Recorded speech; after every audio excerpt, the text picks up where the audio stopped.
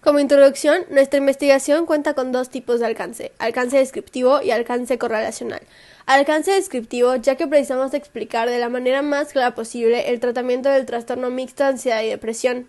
Y alcance correlacional, porque se analizarían y relacionarían los tipos de tratamiento en ambos trastornos, que son los que esta investigación aborda, muestra de resultados obtenidos, diferencias y similitudes al recibir este tratamiento en la población a seleccionar. Y como justificación, el propósito de nuestra investigación es poder probar la eficacia de la terapia cognitivo-conductual sobre los tratamientos estándar, así como comprobar que esta es la principal medida de atención a los trastornos de ansiedad y depresión a través de la utilidad de estos métodos. La Organización Mundial de la Salud define el trastorno como una combinación de alteraciones del pensamiento, la percepción, las emociones, la conducta y las relaciones con los demás. Cuando hablamos del trastorno, queremos decir que se ha invertido el orden regular de algo que perturba nuestro sentido o nuestra conducta. Se trata de estados de malestar subjetivo acompañados de alteraciones emocionales que por lo general se interfieren con la actividad social y que aparece en el periodo de adaptación a un cambio biográfico significativo o de un acontecimiento vital estresante. Los trastornos adaptativos se pueden presentar a cualquier edad, además que afecta por igual a los hombres y mujeres. En esta clasificación encontramos que tanto los síntomas de ansiedad como de depresión pueden ser detectados. Sin embargo, ninguno de dichos síntomas predomina claramente o tiene la intensidad suficiente como para justificar un diagnóstico por separado. Es una experiencia emocional con la que todos estamos familiarizados. La ansiedad ocasional es una parte de nuestra vida y de hecho es posible que uno se sienta ansioso cuando tiene un problema en el trabajo, antes de presentar un examen o en la toma de decisiones importantes. El Instituto Nacional de Salud Mental de los Estados Unidos propone que hay tres tipos de trastornos de ansiedad. El primero es el de generalizada, el segundo es el de angustia y el tercero es el de ansiedad social o de fobia social. El trastorno de ansiedad generalizada se enfoca en la preocupación que tienen los pacientes en situaciones irrelevantes, es decir, que el problema que tenga un paciente lo vuelve enorme.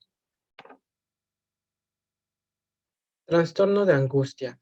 Bueno, este se identifica por la aparición de una crisis de angustia. ¿Qué quiere decir esto? Bueno, lo común es que una persona tenga una crisis, es decir, una persona que esté llevando a cabo una actividad cotidiana le aparezca una enfermedad o se asocie a una ruptura, a una relación amorosa, a una ruptura familiar o algo que estalle de manera grave que, bueno, se sienta angustiada la persona, la separación de la familia o el ingreso de estudios, de universitarios. Fobias sociales. Bueno, esta es la más frecuente o la más común porque es el temor a hablar en público, el temor a escribir o utilizar baños públicos. Los pacientes o las personas experimentan miedo a sentirse avergonzados en dadas circunstancias. Para determinar un diagnóstico, es probable que se deba hacer un examen físico y las pruebas que recomiende un médico de atención primaria. El médico puede ayudar a determinar si hay algún trastorno médico que necesite tratamiento y a establecer límites en los análisis de laboratorio, diagnóstico por imágenes y derivaciones a especialistas.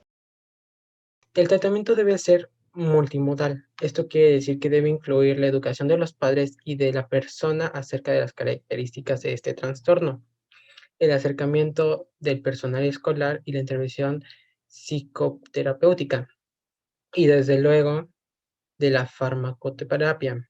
Del tratamiento farmacológico comprende intervenciones psicosociales como la psicoterapia individual combinada con la terapia familiar, además de los tratamientos farmacológicos.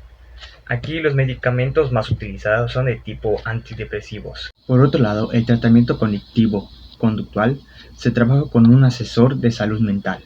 Este tratamiento puede ayudar tanto a niños como a jóvenes a superar las dificultades de la ansiedad mediante el uso de nuevas formas de pensar y de enfrentarse a sus miedos. La depresión es mucho más que estar desanimado. Muchos de los seres vivos pueden experimentar tristeza. En algunas personas estos sentimientos no desaparecen y bueno, estos les acompañan con otros síntomas. La depresión se divide en varios subtipos, los cuales según Retamal son monopolar y bipolar, el cual monopolar son solo fases depresivas y el bipolar son fases depresivas y maníacas. El subtipo primario y secundario, el cual el primario no se deriva de alguna enfermedad y el secundario sí, como por ejemplo el tener cáncer y que te dé depresión. Luego está el subtipo endogéneo y el reactivo, el cual el endogéneo son síntomas intensos y el reactivo menos intensos y oscilatorios. Luego está el subtipo de depresión mayor o atípica y distimia, el cual la depresión mayor son síntomas muy evidentes que se pueden ver a simple vista y son fáciles de diagnosticar, y la distimia son más sutiles y más difíciles de diagnosticar. El conjunto de síntomas depresivos que se pueden reducir a 5 clasificaciones. La primera son síntomas anímicos. Bueno, ¿qué quiere decir esto? Se manifiesta por sentimientos de abatimiento. Síntomas motivacionales. Bueno, aquí las personas se encuentran en un estado invicio, donde se muestra la apatía y la indiferencia. Síntomas cognitivos. Bueno, aquí entra la valoración negativa de sí mismo. Síntomas físicos. Existe la pérdida del sueño, la fatiga, el pérdida de apetito. Y síntomas interpersonales, es el deterioro de las relaciones con las otras personas. Existe gran variedad de tratamientos para la depresión. De hecho, lo más común son los antidepresivos. Sin embargo, existen otros tipos de tratamiento que pueden tener resultados similares. Entre estos se encuentra la terapia cognitivo-conductual y la psicoanálisis. El tratamiento farmacológico para el trastorno de la depresión es una forma predilecta para tratar la depresión mayor. En tanto, la recuperación no debe ser demasiado tardío. El tratamiento cognitivo-conductual para la depresión busca ayudar al paciente a identificar los pensamientos y esquemas que sostienen patrones recurrentes de los pensamientos negativos estereotipados. Esto con el fin de atacar la pérdida de la motivación del paciente. Yo les voy a redactar los objetivos generales y específicos de esta investigación. El objetivo general es justificar la eficacia de la terapia cognitivo-conductual en relación con el tratamiento farmacológico en adolescentes que presentan cuadros de ansiedad y depresión. Los objetivos específicos: identificar las causas que producen cuadros de ansiedad y o depresión en los adolescentes, demostrar la prevalencia del trastorno mixto de ansiedad y depresión en mujeres adolescentes y analizar los resultados obtenidos de la encuesta para aceptar o rechazar las hipótesis de investigaciones planteadas. Nuestra metodología utilizada en la investigación será de no experimental, descriptiva, causal, correlacional. De esta manera, la investigación se llevará a cabo sin manipulación deliberada de variables y que, a diferencia de una investigación experimental, no se generará ninguna situación u observaciones ya existentes. La pregunta de la edad: de las 15 personas, 8 personas o el 53.3% respondieron que tienen 17 años, mientras que 7 personas o el 46.7% respondieron que tienen 18 años. Las mujeres fueron 10 o el 66.7%, mientras que los hombres fueron 5 con un 33.3%. Con el cuestionario, la pregunta número 1, ¿qué año de bachillerato se encuentra cursando actualmente? El tercer grado fue el que tuvo mayor selección, con 13 personas o el 86.7%, mientras que 2 personas o el 13.3% dijeron que están cursando el segundo grado. Para la pregunta 2, ¿con qué frecuencia se demuestra poco interés o placer en realizar actividades recreativas? 26.7% respondieron que frecuentemente, mientras que 66.7% respondieron que algunas veces. La pregunta número 3, ¿con qué frecuencia siente miedo como si algo malo pudiera suceder? Aquí 2 personas respondieron que siempre, 20% respondieron que nunca, o el 26.7% respondieron que frecuentemente, y por último 40% respondieron que frecuentemente. La pregunta número 4, ¿con qué frecuencia ha asistido a algún tipo de terapia para combatir la depresión? 11 personas o el 73.3% respondieron que nunca han asistido a una terapia para combatir la depresión. La pregunta número 5, ¿con qué frecuencia ha ingerido algún tipo de fármaco para combatir la depresión? 3 personas o el 20% respondieron que siempre.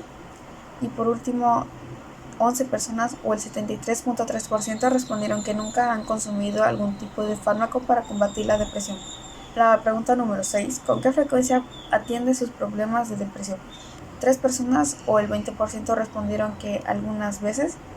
Y la más seleccionada, con 10 personas o el 66.7% respondieron que nunca.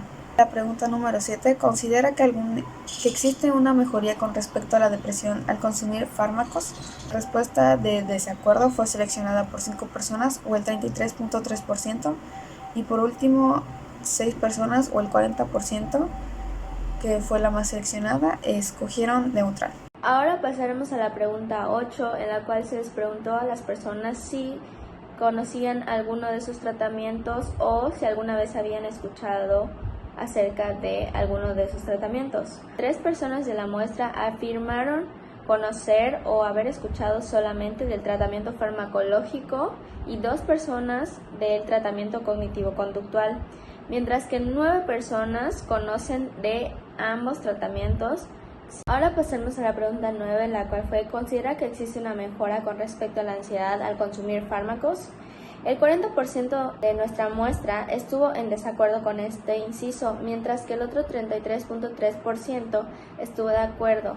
Cabe resaltar que el 13.3% de nuestra muestra estuvo totalmente de acuerdo, mientras que solo el 13.3% se mostró neutral ante esta pregunta. Con respecto a la pregunta 10, la cual fue: ¿considera que las sesiones de terapia muestran una mejoría notable con respecto al estado de ánimo de una persona?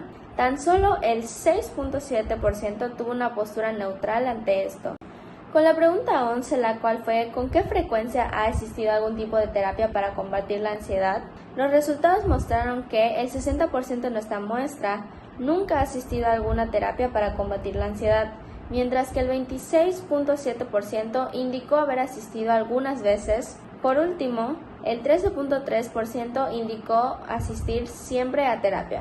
Ahora pasaremos a la pregunta número 12, la cual fue: ¿ha recibido terapia mixta? Es decir, ¿se le ha recetado fármacos al mismo tiempo que asiste a terapia cognitiva para combatir la ansiedad? 12 personas, o sea el 80%, indicaron no haber recibido terapia mixta para tratar su ansiedad, mientras que 3 personas, o sea el 20%, indicaron que sí han recibido terapia mixta para tratar la ansiedad. Respecto a la pregunta 13, la cual fue: ¿ha recibido terapia mixta? Es decir, ¿se le han recetado fármacos al mismo tiempo que asiste a terapia cognitiva para combatir la depresión? El 80% indica nunca haber recibido una terapia mixta, mientras que el 13.3% y el 6.7% confirma haber recibido terapia con frecuencia y por siempre. Con respecto a la pregunta 14, la cual fue: si ha recibido terapia mixta, ¿siente que la combinación de ambos tratamientos acelera su rehabilitación con respecto a su depresión?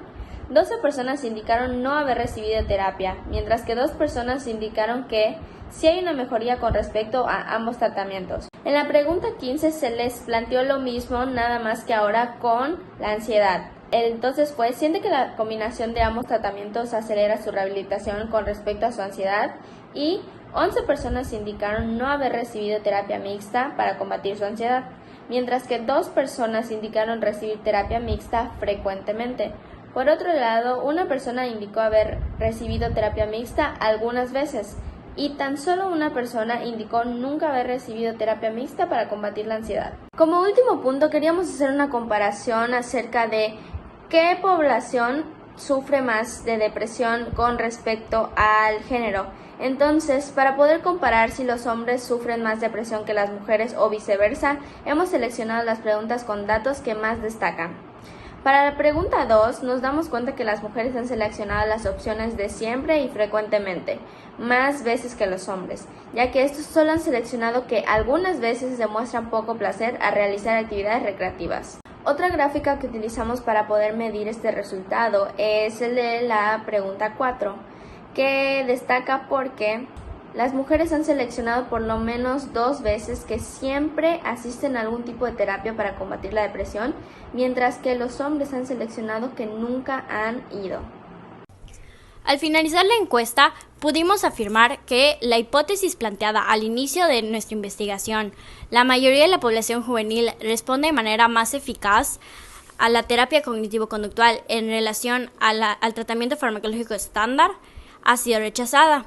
Los resultados que obtuvimos demostraron que más de la mitad de nuestra población expresó nunca haberse sometido a algún tipo de tratamiento, por lo que sería erróneo de nuestra parte aceptar alguna de nuestras hipótesis planteadas anteriormente, a excepción de nuestra hipótesis nula, lo cual nos menciona que la mayoría de la población juvenil no responde de manera más eficaz al tratamiento cognitivo-conductual en relación al tratamiento farmacológico estándar.